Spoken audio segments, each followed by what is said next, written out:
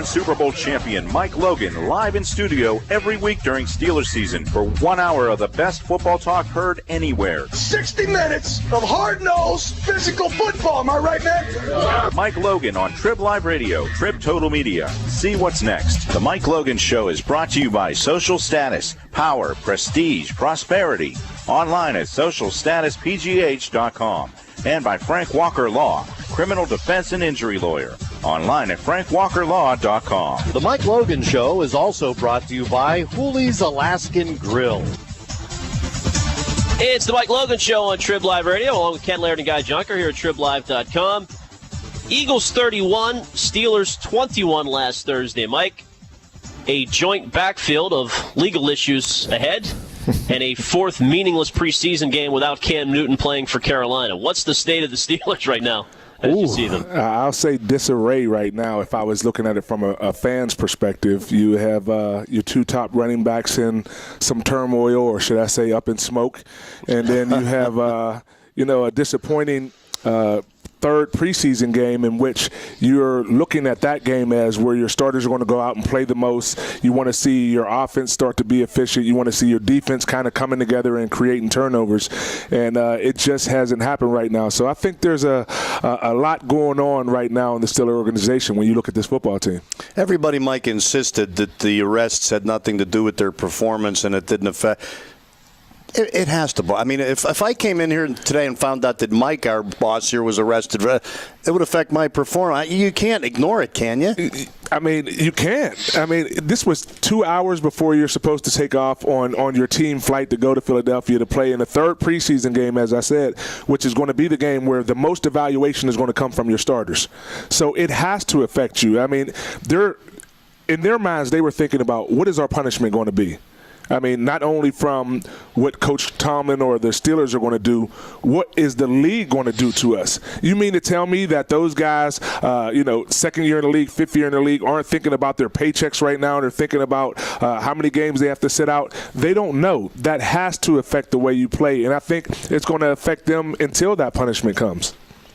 Mike Tomlin said they were not going to use that as an excuse after the game, Mike. I imagine if you were one of the players that were a part of that, you don't want to grasp at that either and use that as but the play was so poor, even against the second teams for Philadelphia. They've got to be questioning themselves scheme and confidence-wise, don't they? I think so, but I think that was the more pressing issue.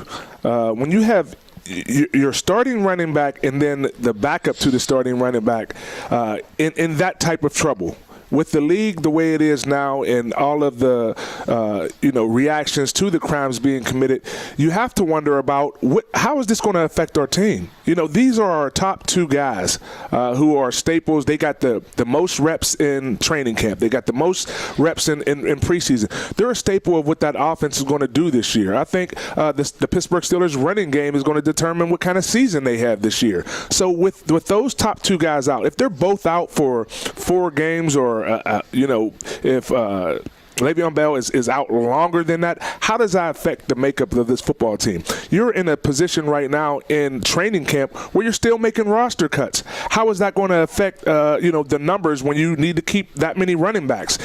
That is the more pressing issue. I think the scheme and what they're going to do will all come into play when they get down to the final cuts.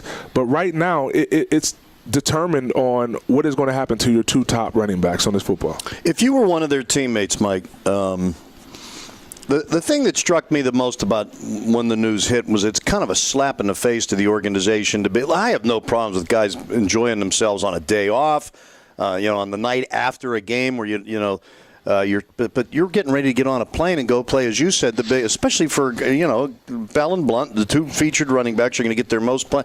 To me, it's disrespect to Mike Tomlin. It's disrespect to their teammates. But would you feel that way if you were one of the other guys on the team? Well, it seems to be, on that team. Ryan Clark put it out there a couple, when he was doing his ESPN First Take interviews, that he knows his teammates partake in those activities, and they do that. My thing is, you're getting ready for a game.